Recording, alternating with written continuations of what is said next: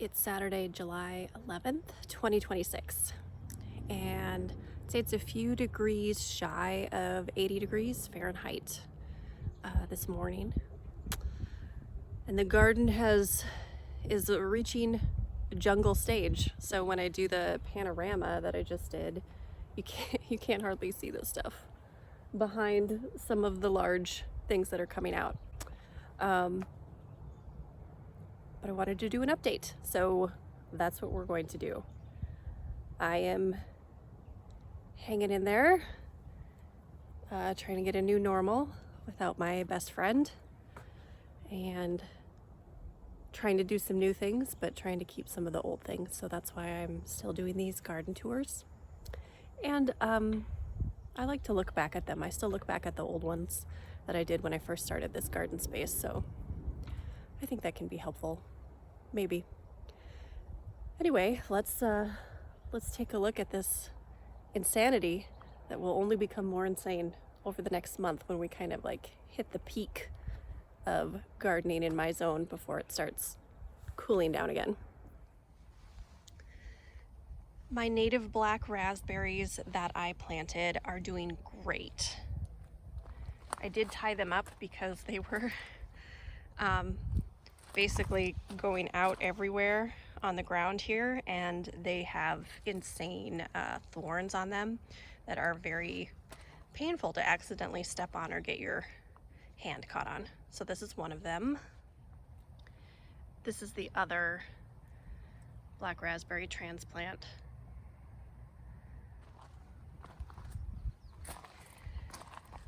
Onions, my coriander that self-seeded has bolted, but I know it'll just seed itself again.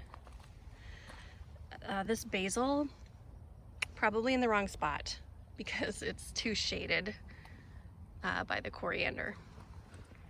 And then you can kind of see my American Legion poppies have come out, and I still have a few small California poppies. Down here is a peppermint herb, which I dry for tea. And then lavender lady. I love this flower. And then kind of hiding in here, we've got some thyme. Kind of see that. This is called a salsa pepper. I have no idea what the heat level is on this. They're just these long peppers. They don't seem to be hot. We made some food with them the other night. They seem just like a regular pepper. And then my oregano got a little too close in here.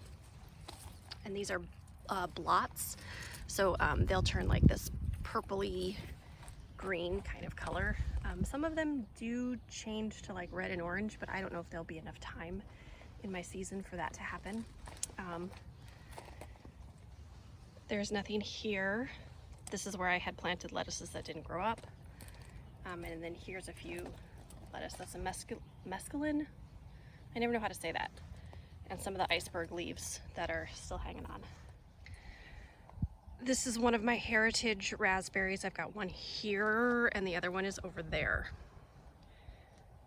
This one is not supposed to have any berries midsummer because I pruned it all the way down, but there are berries on it growing, which is confusing to me.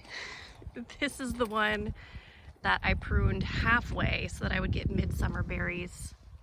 And let's see if you can see. I think you can kind of see there's some berries starting to turn about now. We've got raspberry shortcake and apparently a dandelion. If you can see it, there's another raspberry shortcake like over here, super shaded between the two squash.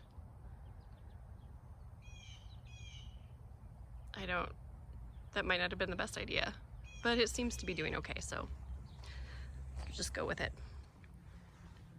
Blackberry, haven't seen any fruit formed yet or flowers, so not sure if I'm doing that right. Another blackberry.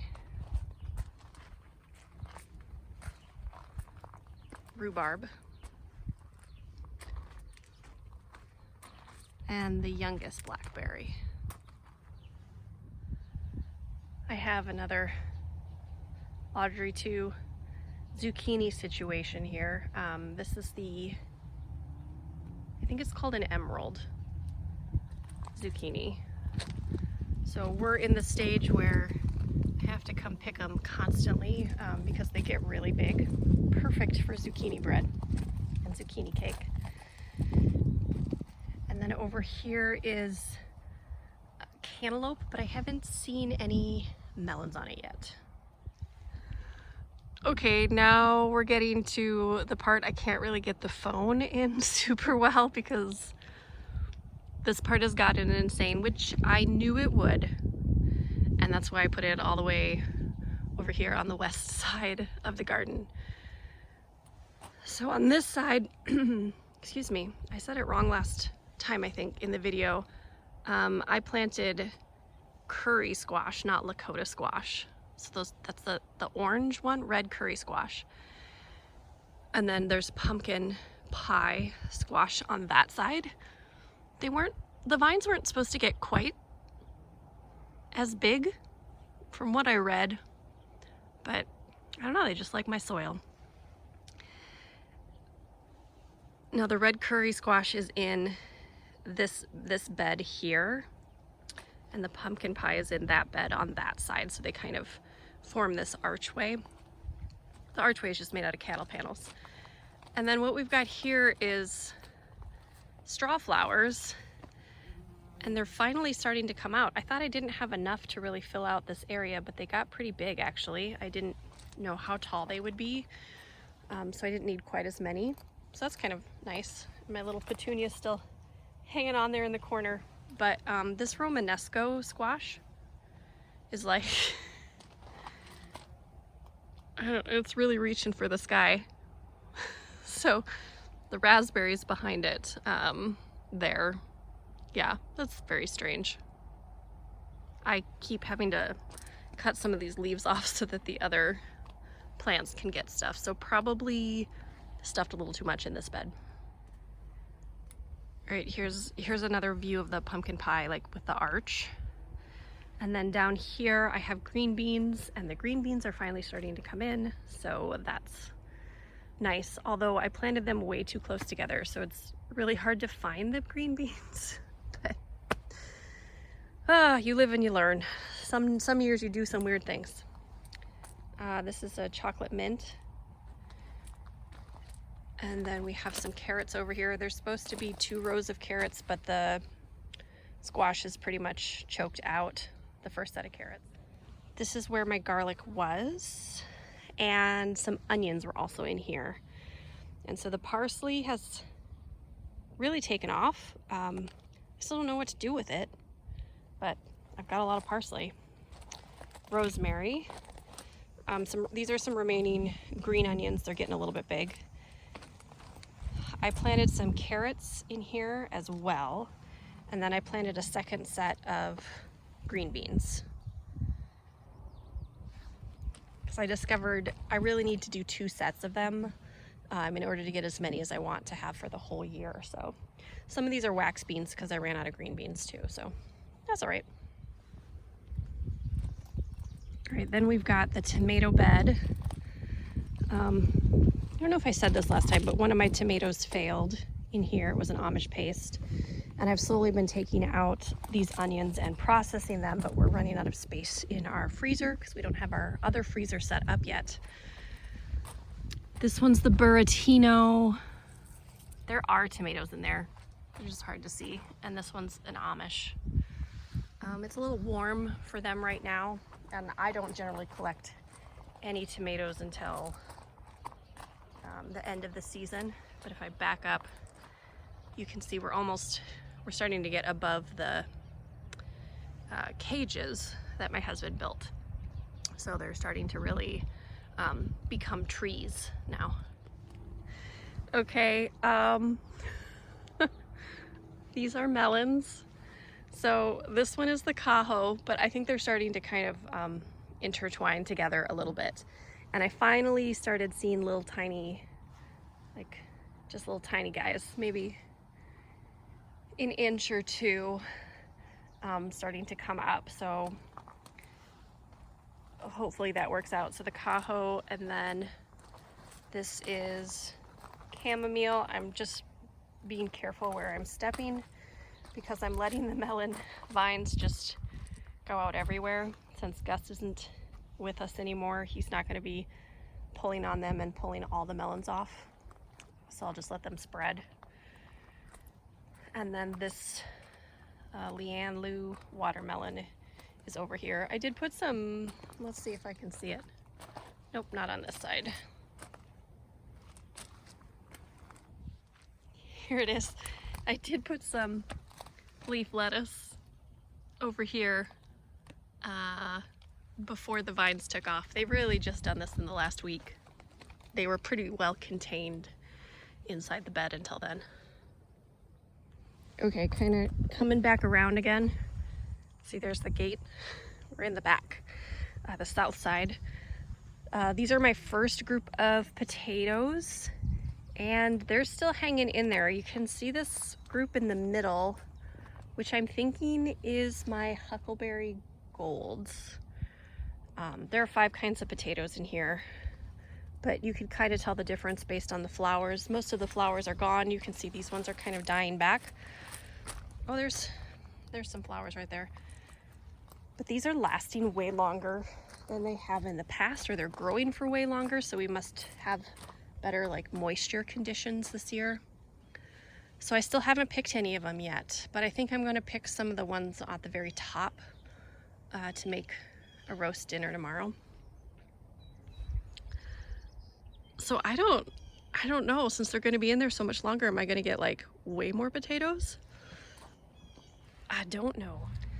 All right, the onion situation is there are more onions here, and there are more places with onions, and I can pick them now to eat if we want, or they can stay in here until the tops start to fall over and they cure. But I won't leave them all to that because then I have so many onions to process at once. So I do start picking them when their tops haven't fallen over, if they've gotten really big. So like, for example, that one's you can't see that, can you? That one's a decent size. Some of them are a little smaller because they were kind of close together.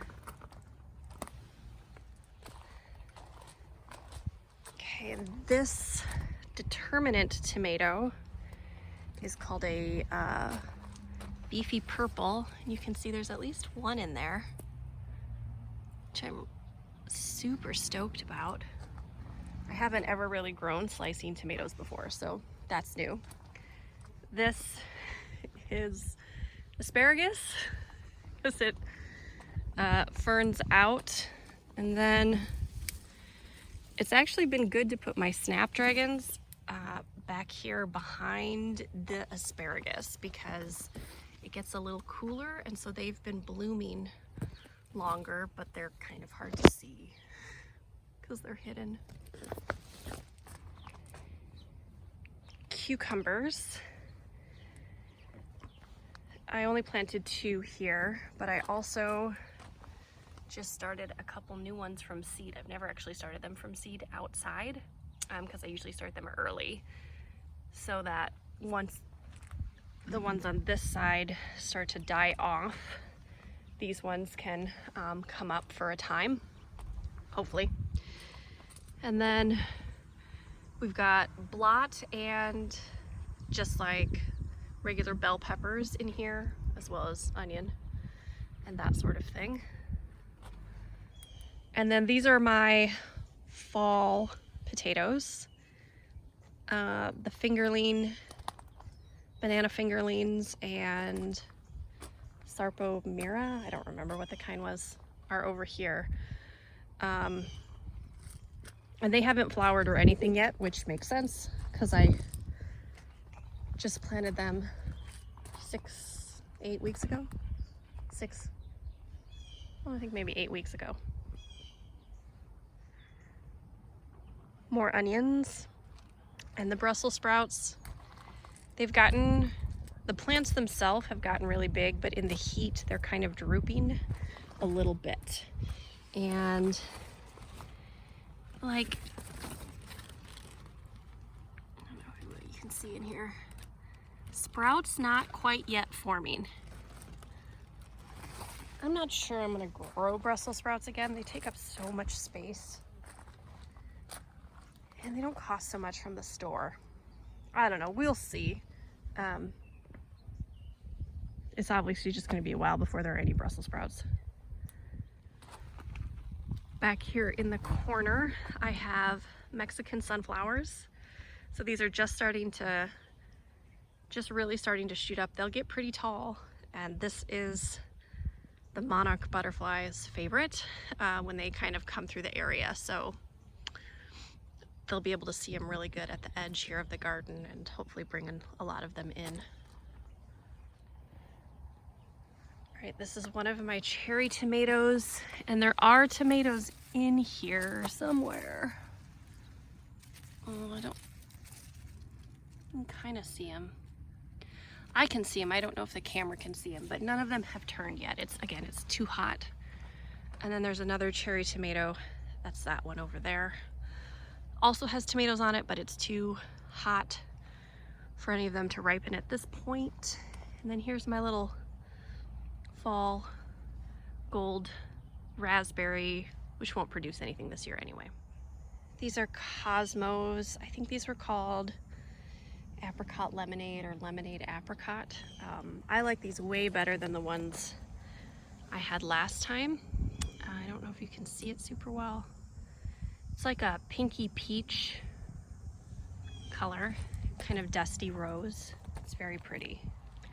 And last, inside the walls of the garden are the dahlias and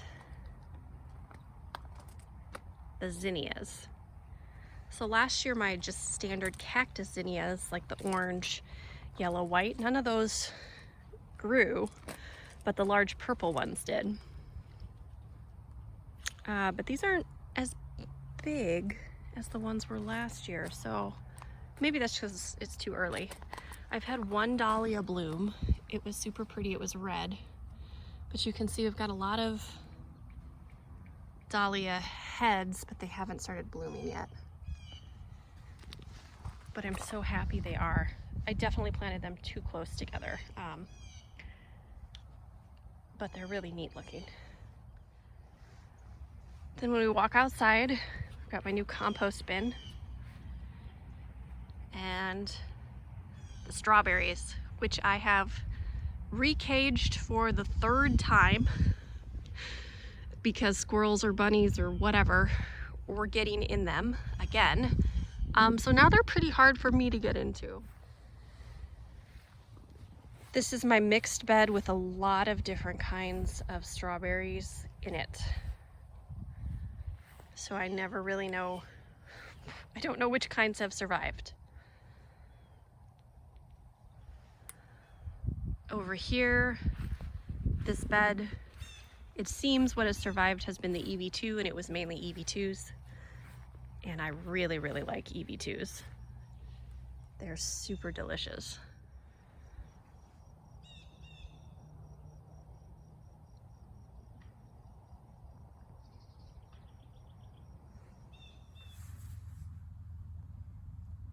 I'm hiding under the shade of one of the large blackberries to give myself a little cool off. There's no wind today, which is very un-Iowa-like. All right, thank you for stopping by the Zone 4 garden in mid-July. I have got to go harvest a lot of stuff before it gets too hot and I melt.